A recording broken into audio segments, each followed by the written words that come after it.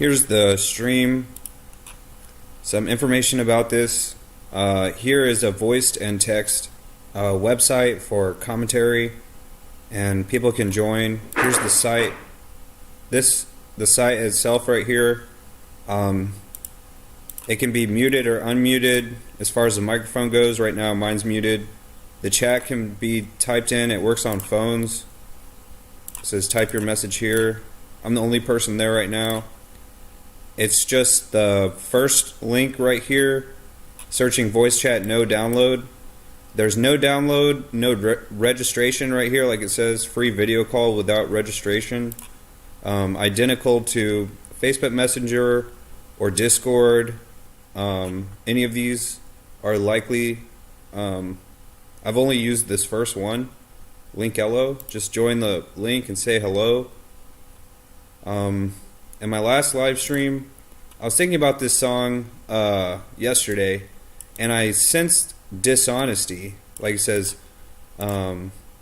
reading people's words, I sense a dishonesty here, and I'm trying to think. And it's there'll be no chance. So it says there'll be time enough for counting the winnings when the dealing's done.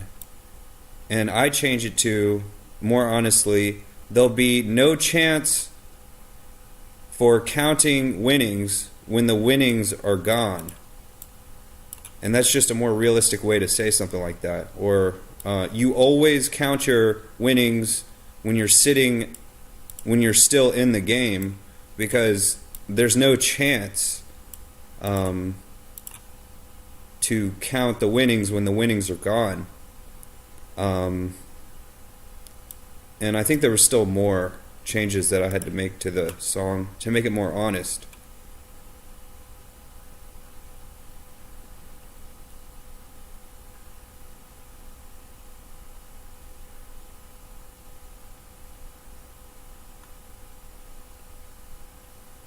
Oh well.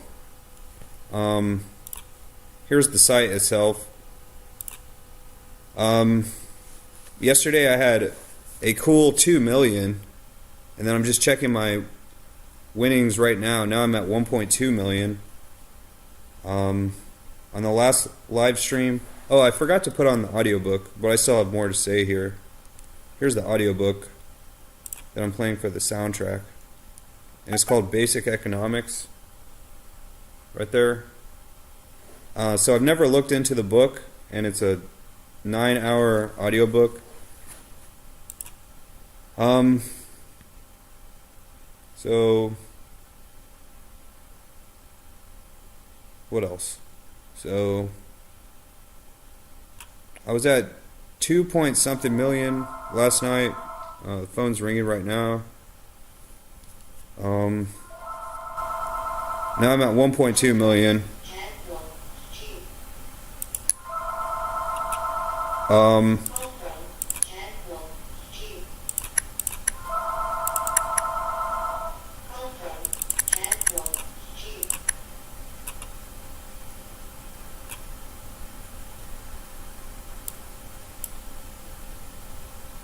Here I'm just joining a table of a really low stakes table, and I don't know if I'd be able to hear this audiobook and walk people through the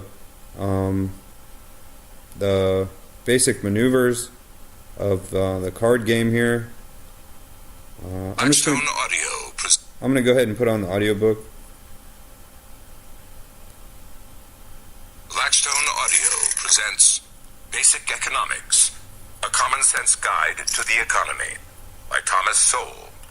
This book is read by Tom Weiner. A few lines of reasoning can change the way we see the world. Stephen E. Landsberg. I'm going to go ahead and crank the playback speed to 1.5. I'm going to crank the first bet to 1,000. Preface. The most obvious obvious difference between this book and other introductory economics books is that basic economics has no graphs or equations. It is also written in plain English, rather than in economic jargon, so that it can be readily understood by people with no previous knowledge of economics. This includes both the general public and beginning students in economics. A less obvious but important feature of basic economics is that it uses real-life examples from countries around the world to make economic principles vivid and memorable in a way that graphs and equations might not. Through its various editions, the fundamental idea behind basic economics has remained the same. Learning economics should be as uncomplicated as it is eye-opening. I also have Readers' continuing interest in these a song, just a random song playlist. So that was mine right there. I have just this random song. It's auto-generated by YouTube, just these random songs to hear. In my headset here, and then with my left ear I hear the book. Readers who have been puzzled by the large disparities in economic development and standards of living among the nations of the world will find a new chapter, chapter 23, the longest chapter in the book, devoted to exploring geographic, demographic, cultural, and other reasons. It wasn't just those particular lyrics of the song right here. Also, there's a Led Zeppelin song called Ramble On, and then the Allman Brothers, spelled Almond Brothers, Rambling. Those two songs, in my opinion, are about gambling.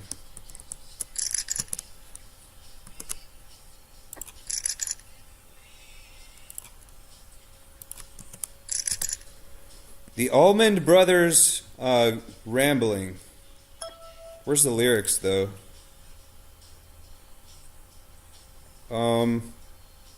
Okay.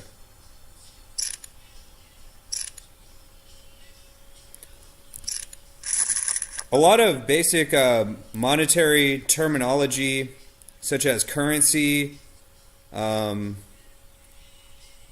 a lot of investing terms and just monetary terms are from games such as this. So the word currency is talking about like a current of water, and this final card here is called the river card. And so after the river card is dropped, all the currency flows like a current into the bank, like a river bank of the player. So right now it looks like I have the largest bank. I have 15,000. Oh, now this person has 30,000. So I'll tell them what's their name there. Guest. I'll say, guest, you still be owing. Guest, you still owing. So right now I'm blocking the current. When I'm trying to type here, I'm blocking the current of the currency, and the currency is these chips. I'm just looking at these cards here.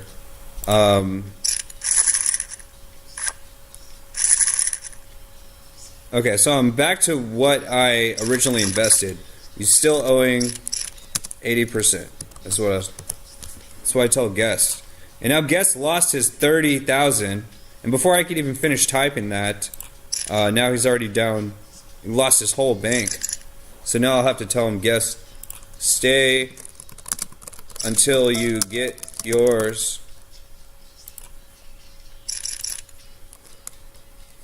I got guest to the left of me, and then what's this person's name?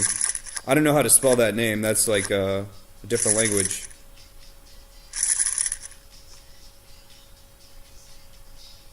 Okay. Guess stay until you get your 20% return. So that's more monetary terminology. Return on investment. I don't know what the opposite of a return is.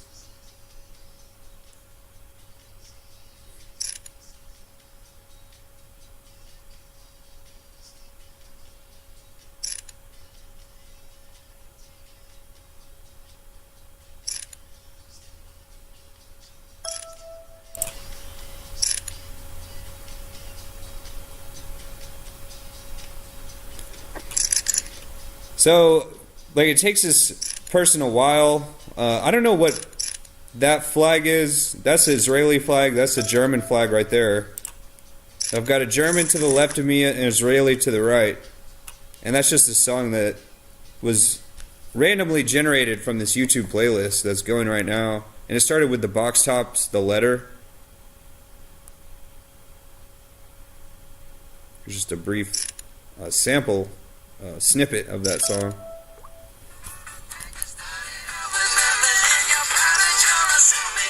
I'm going to go back to the first song. Here's the song that it started with.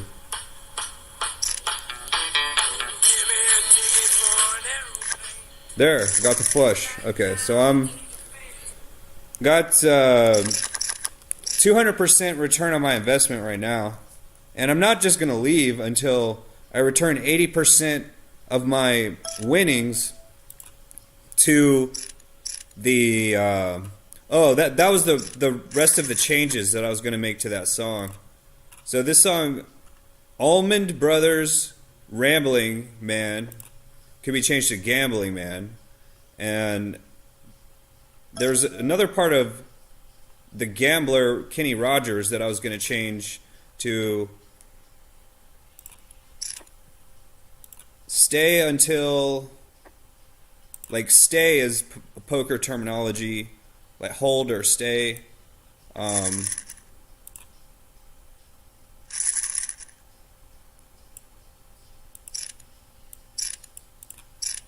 What was it? It was, at the table.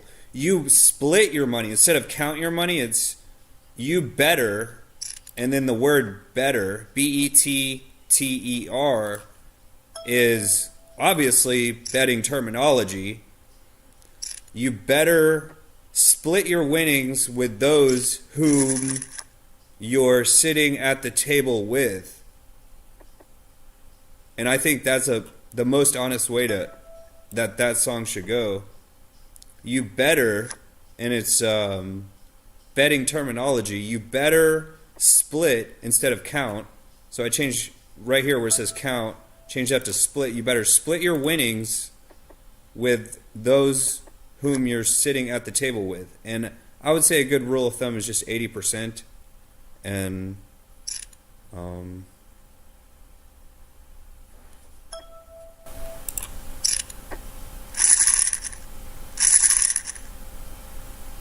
so I'm happy. I'm happy that, to be returning some of these to, because we're all in this table together. We're all in the same boat here.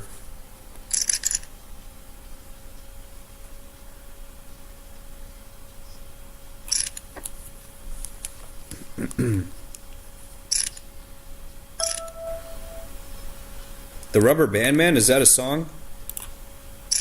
Unfamiliar with this song.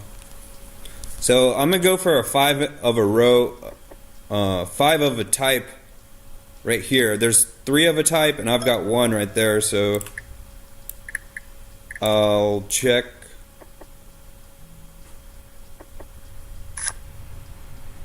Got 1 more chance to make that 5 of a type. And I'm not emotionally invested. I'm investing money, but I'm not investing like my feelings into it. And that takes an active, that's where most of my mental energy is going. So if I have a straight, the only person who's going to beat me is if they have a 5 of a row here. And that shows on the chart. Where's that chart? Is it here? Yeah, on the chart. If they have a 5 in a row. So I'm taking a risk here. If someone has 2 clubs, that clover looking thing, and they don't. So that's mine. That's all mine there. That's not all mine. It's partially mine. Okay. So I'm back to not square 1, but square 2, where I have 200% return on my investment.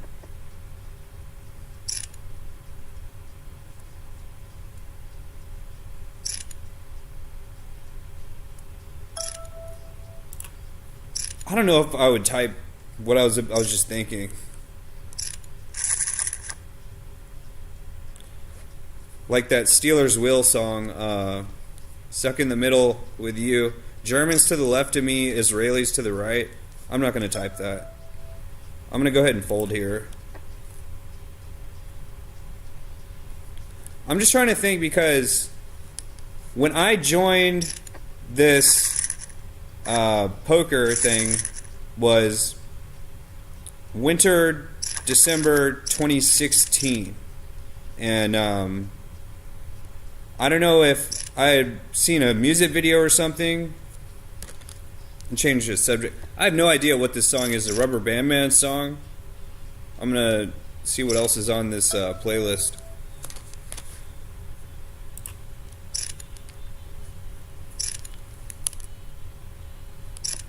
A long cool woman in a black dress. Alright, that's all mine. So now I'm at, if I originally invested 10,000, now I'm at 44,000. Whatever, that's 350% winnings. So I'm still trying to return 80% of that. Whatever I was saying right before that, so 4 years ago in 2016, I thought I would test the waters of this poker stuff. And the big idea here is that it's not gambling because there is no house. The house always wins, and I'm just going to assume that to be true. It could be so true that there could be a song called The House Always Wins, and there likely are many songs, but there's no like top 100 hits on the music charts of a name, that name of a song.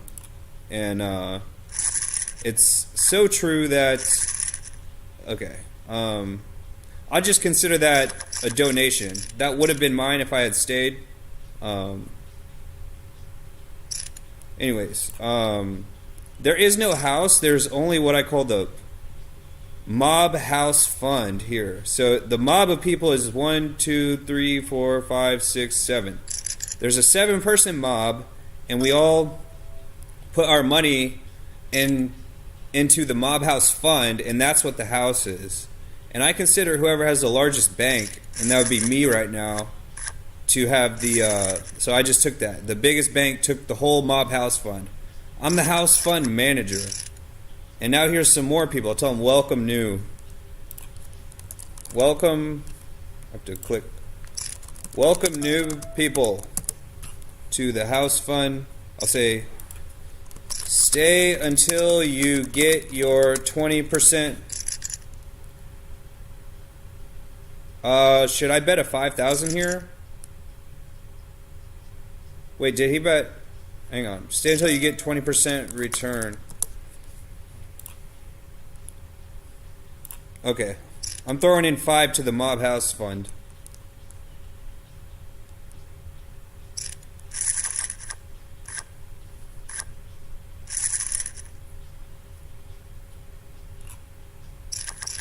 Okay, good for you. What's his name? Guest.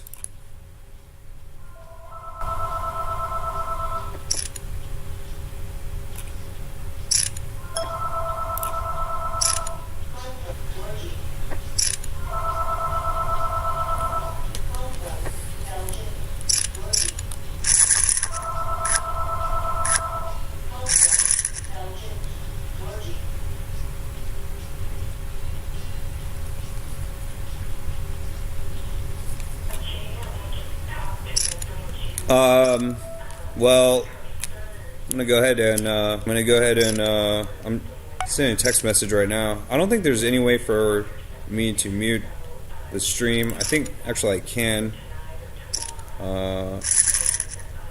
deactivate the thing. Let's talk audio. Okay. Voicemail in the background. That's not supposed to be part of the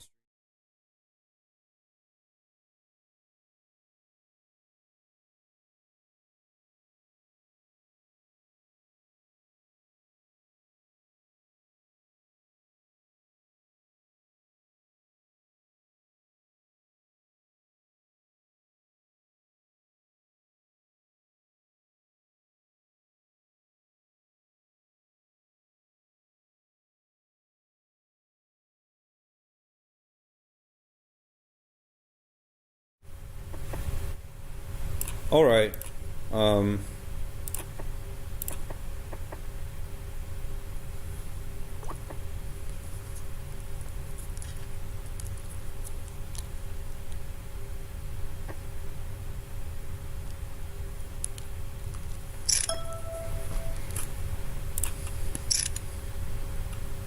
More about the terminology. So, currency means like a current of water, because this final card that drops, the fifth one right there, is called the river. So, the word currency is sort of like a current of water, and then the amount of chips that we have here, each person has their own bank, and then we have a bank that I call the Mob House Fund.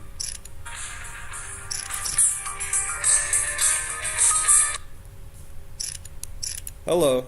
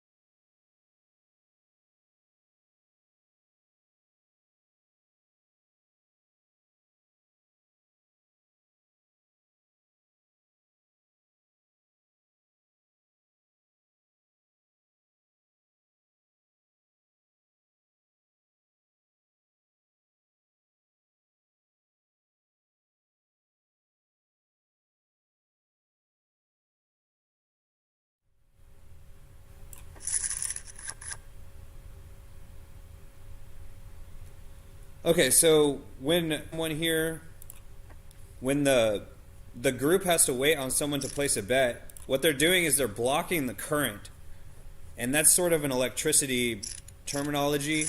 But electricity flows just like shared terminology when it comes to water and electricity, and electromagnetism. Um, and so what eventually happens on this timer here, it goes for like 10 seconds, and then after the 10 seconds, and then they get punished and removed from the game. And that's like, we could call these chips, we could call it capital or currency. And then when people are removed from the game for blocking the current or the currency, they get capitally punished. That's like a punchline, but it's not funny. So, Why such striking disparities have existed presents factors which are said to have been major causes of international economic disparities, and finds that the facts do not always support such claims. Most of us are necessarily ignorant of many complex fields. As a result, we simply do not attempt to operate in or comment on those fields. However, every voter and every politician that they vote for affects economic policies. We cannot opt out of economic issues and decisions. Our only options are to be informed, uninformed, or misinformed when making our choices on issues that is intended to make it easier to be informed. The fundamental principles of economics are not hard to understand, but they are easy to forget, especially amid the heavy rhetoric of politics and the media. In keeping with the nature of basic economics as an introduction to economics, not only have jargon, graphs, and equations been left out, so have the usual endnotes. However, those who wish to check up on some of the surprising facts they will learn here can find the sources listed on my website, www.tsoul.com, or on a website established by the publisher, soulbasiceconomics.com. Thomas Sowell, Hoover Institution, Stanford University. Chapter 1. What is economics? Whether one is a conservative or a radical, a protectionist or a free trader, a cosmopolitan or a nationalist, a churchman or a heathen, and consequences of economic phenomena. George J. Stigler. Economic events often make headlines in the newspapers or breaking news on television. Yet it is not always clear from these news stories what caused these particular events, much less what future consequences can be expected. The underlying principles involved in most economic events are usually not very complicated in themselves, but the political rhetoric. Yeah, the underlying principles are really just time is money, and it takes money to make money. And patience is a virtue. And it's just those three things, really. An economic jargon in which they are discussed can make these events seem murky. Yet the basic economic principles that would clarify what is happening may remain unknown to most of the public and little understood by many in the media. These basic principles And the house always wins, around the world, but there is no house. There's only the Mob House Fund, and it resets every time there's new cards. Years of recorded history. They apply in many very different kinds of economies, or whatever, and among a wide variety of peoples, cultures, and governments. Policies which led to rising price levels under Alexander the Great have led to rising price levels in America thousands of years later.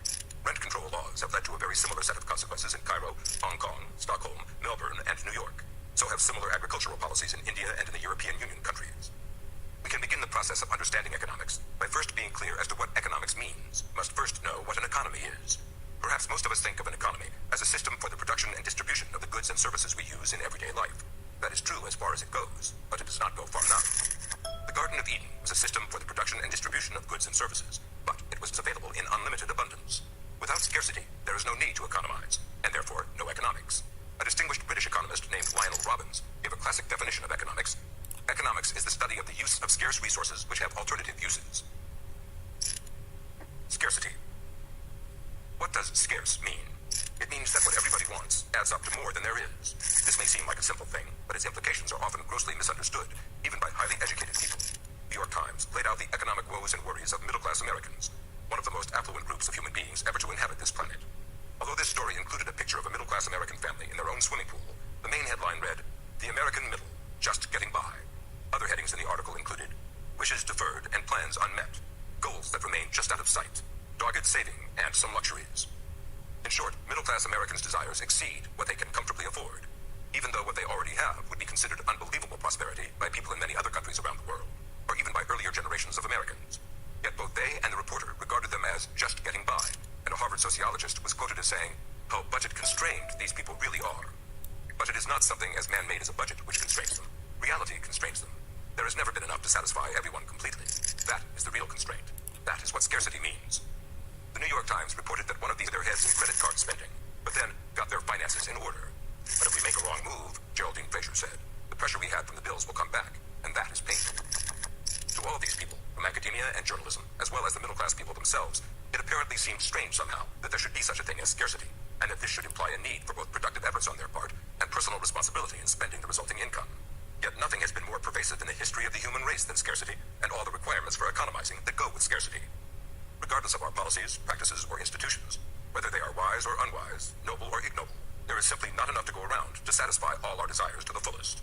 Unmet needs are inherent in these circumstances, whether we have a capitalist, socialist, feudal, or other kind of economy. These various kinds of economies are just different institutional ways of making trade-offs that are inescapable in any economy. Productivity. Economics is not just about dealing with the existing output of goods and services as consumers. It is also producing that output from scarce resources in the first place, turning inputs into output.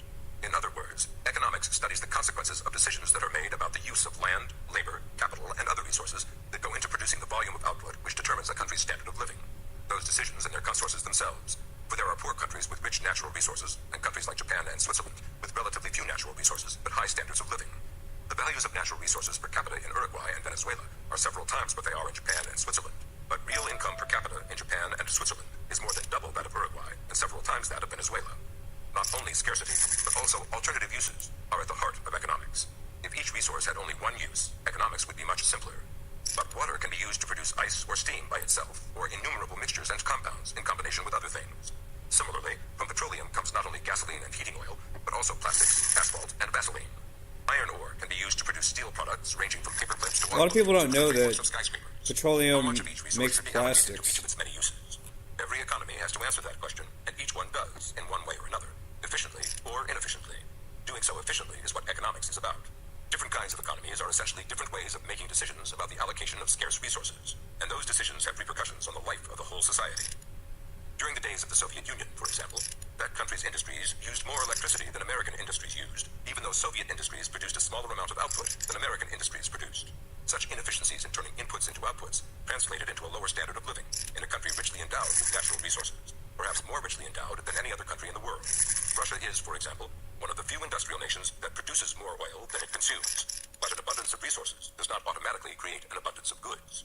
Efficiency in production, the rate at which inputs are turned into output, is not just some technicality that economists talk about. It affects the standard of living of whole societies.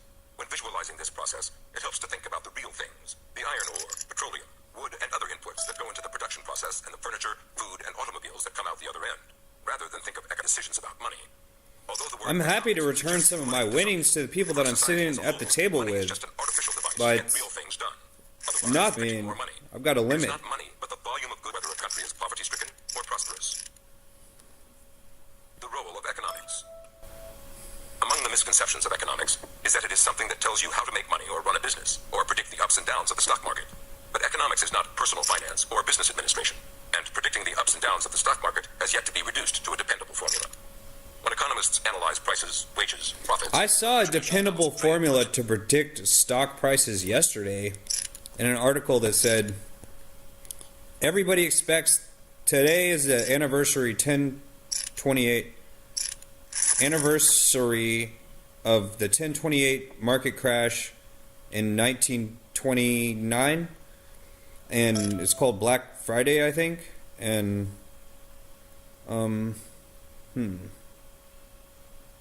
going all in? No, I'm gonna stay.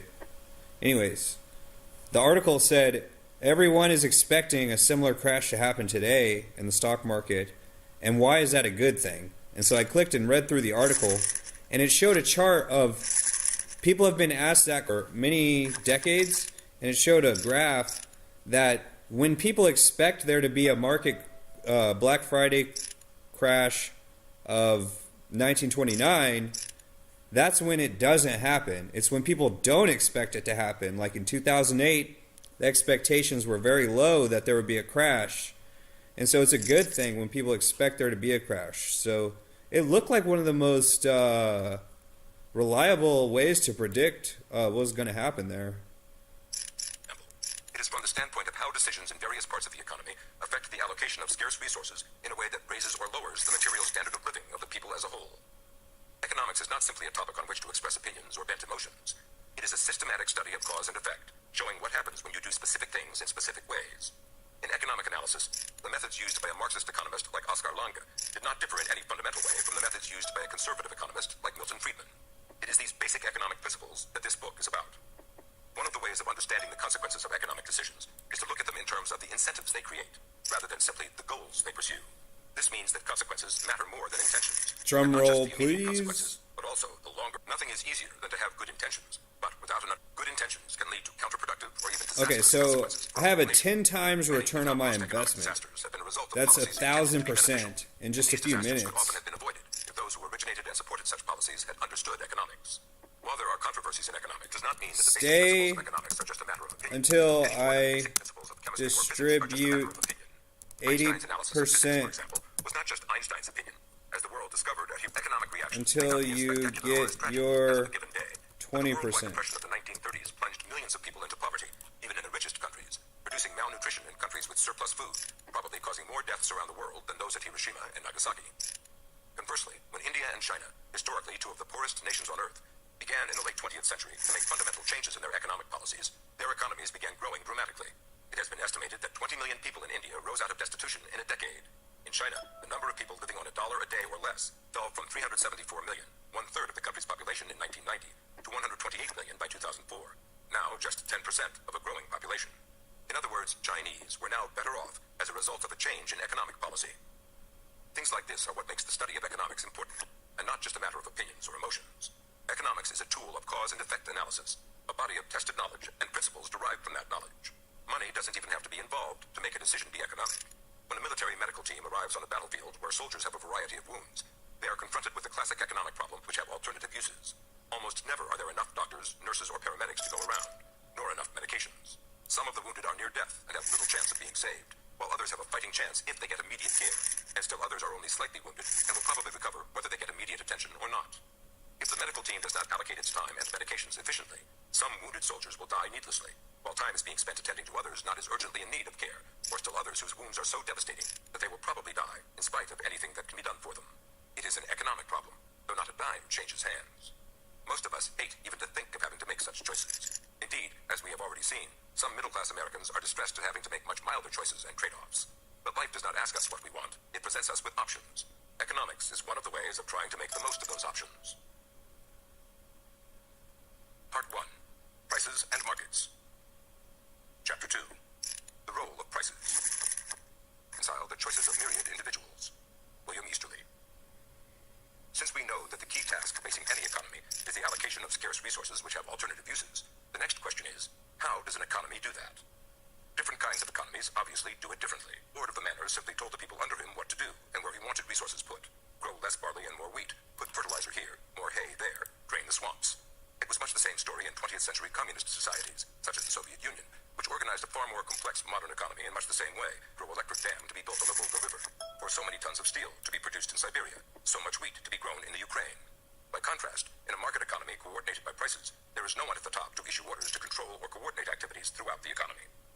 How an incredibly complex, high-tech economy can operate without any central direction is baffling to many. The last president of the Soviet Union, Mikhail Gorbachev, is said to have asked British Prime Minister Margaret Thatcher, "How do you see to it that people get food?" The answer was that she didn't. Prices did that. Moreover, the British people were better fed than people in the Soviet Union, even though the British had not produced enough food to feed themselves in more than a century. Prices bring them food from other countries. Without the role of prices, it would take to see to it that the city of London alone is supplied with the tons of food of every variety which it consumes every day. Yet such an army of bureaucrats can be dispensed with, and the people do productive work elsewhere in the economy because the simple mechanism is faster, cheaper, and better. This is also true in China, where the communists still run the government, but by the early 21st century, were allowing free markets to operate in much of that country's economy. Of the total population of the world, it has only 10% of the world's arable land, so feeding its people could continue to be the critical problem that it once was, back in the days when recurring famines took millions of lives each in China.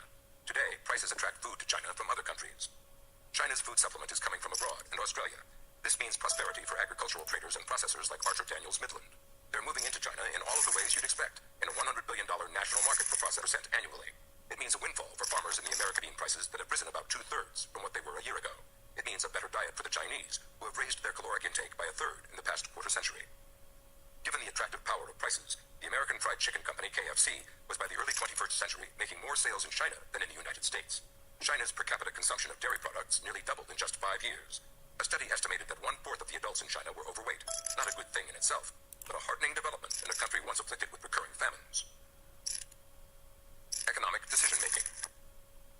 The fact that no given individual or set of individuals controls or coordinates all the innumerable economic activities in a market economy does not mean that these things just happen randomly or chaotically. Each consumer, producer, retailer, landlord, or worker makes individual transactions with other individuals on whatever terms they can mutually agree on.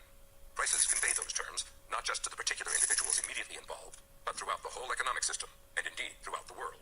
If someone else, somewhere else, has a better product or a lower price for the same product or service, that fact gets conveyed and acted upon through prices, without any elected official or planning commission having to issue orders to consumers or producers. Indeed, faster than any planners could assemble the information on which to base their orders. If someone in Fiji figures out how to manufacture better shoes at lower costs, it will not be long before you are likely to see those shoes on sale at attractive prices in the United States or in India or anywhere in between. After the Second World War ended, Americans could begin buying cameras from Japan, whether or not officials in Washington were even aware at that time that the Japanese made cameras. Given that any modern economy has millions of products, it is too much to expect the leaders of any country to even know what all those products are. Source should be allocated to the production of each of those millions of products. Prices play a crucial role in determining how much of each resource gets used, waste, get transferred to millions of people. Yet this role is seldom understood by the public, and it is often disregarded entirely by politicians. Prime Minister Margaret Thatcher, in her memoir, said that Mikhail Gorbachev had little understanding of economics, even though he was at the time the leader of the largest nation on earth. Unfortunately, he was not unique in that regard. The same could be said of many other national leaders around the world, in countries large and small, democratic or undemocratic. In countries where prices coordinate economic activities automatically, that lack of knowledge of economics does not matter nearly as much as in countries where political leaders try to direct and coordinate economic activities. Many people see prices as simply obstacles to their getting the things they want. Those who would like to live in a beachfront home, for example, may abandon such plans when they discover how extremely expensive beachfront property can be. But high prices are not the reason we cannot all live in beachfront houses. On the contrary, the inherent reality is that there are not nearly enough beachfront homes to go around, and prices simply convey that underlying reality. When many people bid for relatively few homes, those homes become very expensive because of supply and demand. But it is not the prices that cause the scarcity. There would be the same scarcity under feudalism or socialism or in a tribal society. If the government today were to come up with a plan for universal access to beachfront homes and put caps on the prices that could be charged for such property, that would not change the underlying reality of the extremely